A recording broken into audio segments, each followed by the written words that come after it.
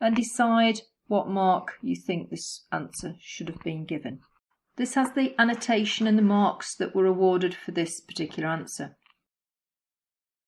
This example gained 3 marks, as there were 2 effects identified, that is a decrease in demand and higher costs of borrowing, but only the first way that was affected was in the context of houses.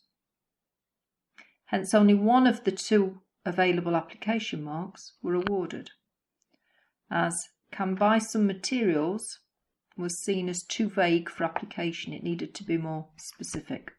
This gives another example of a candidate answer to question 4C from paper 1-2. If you could read the answer given here for this candidate, and again decide what mark you think this answer should have been given. You can now see the marks that were awarded to this answer. This answer gives 2 well-explained ways the business could be affected by the increase in interest rates. That is, that the sale of houses could be falling, and there could be difficulties investing or expanding. Both of these explanations were clearly in the context of luxury houses and needing to consider environmental protection legal controls. These were mentioned in the context at the start of the question. And so, as you can see, this answer gained full marks. This gives the mark scheme for a D question. And this is from paper 1-1, question 1D. Have a look at the mark scheme. The D part of each question asks for 2 explanations in the context of the business outlined in the stem of the question. This D question asks candidates to identify 2 ways motivation can be improved, and each way should be explained in the context of TWH, which is a business that makes toys. So read the mark scheme before going on then to the next slide, which will have a candidate answer. This gives a candidate answer for this question, question 1D from paper 1-1. Read the candidate answer and again decide how many marks you think this candidate should be awarded for this answer. This now gives you the annotation for this particular answer. The candidate correctly identifies 2 ways to improve motivation. That's improved chance of promotion and bonuses.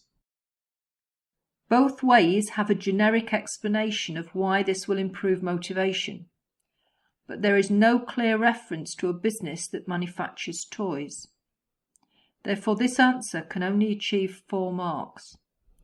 The application of this explanation to employees working in a factory making toys would have lifted the answer to 6 marks.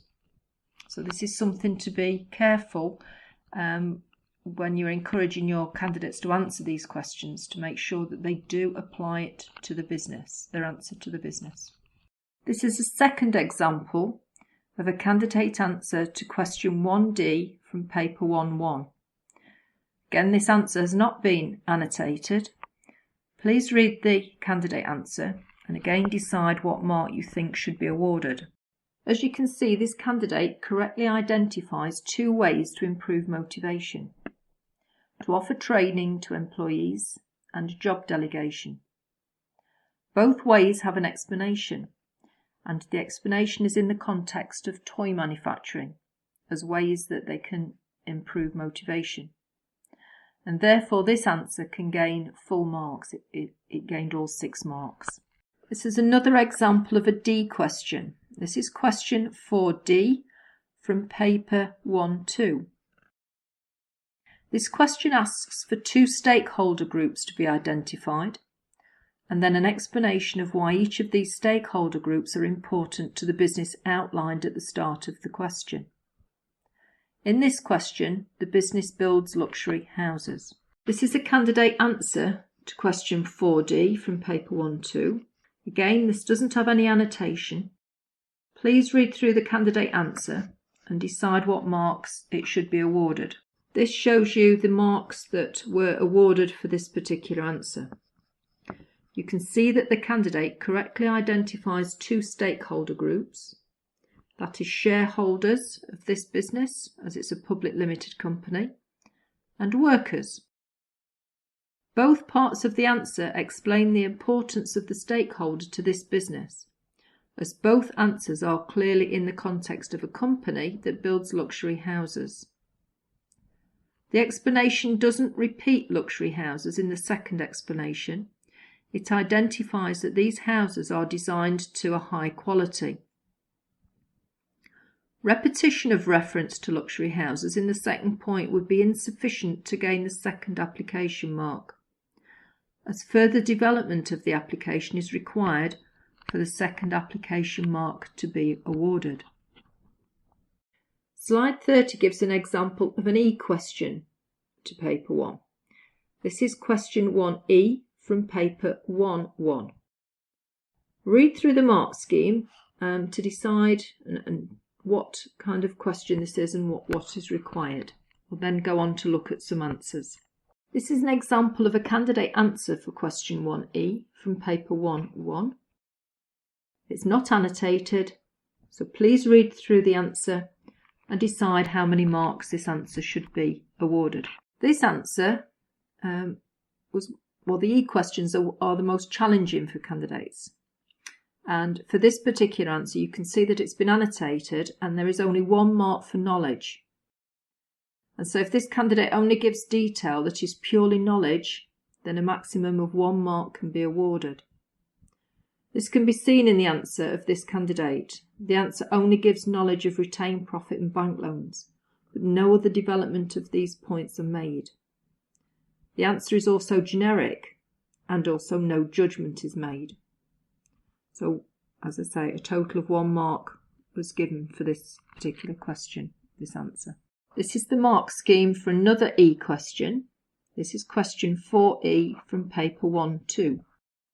Again, please read through the mark scheme before looking at the candidate answer. This is an answer to the question 4E from paper 1-2. Read through this answer and see how many marks you would award to this answer. And then the next slide will show you the marks. You can now see the marks that were awarded to this particular answer. To gain higher marks on E question, the answer should contain balance. That's including analysis on both sides, advantage, disadvantages or 2 alternatives with a justified conclusion or recommendation for the chosen option. In this case, the candidate is asked to consider whether or not new legal controls to protect the environment will make the business less profitable. The answer should, of course, be in the context of the business outlined in the stem of the question. In this case, the business builds luxury houses. This candidate shows balanced arguments about the effects of the legal controls on profit, and then makes a decision at the end that disagrees with the statement and justifies why this decision was made. This answer is also in the context of this business that builds luxury houses. So 1 knowledge mark and 1 application mark are gained, with both analysis marks, 1 for each side of the argument, and 2 evaluation marks are awarded for a judgment point made partway through the answer about the impact on profit and for the decision made at the end of the answer. So this is clearly evaluated, and therefore 6 marks in total were awarded for this particular answer.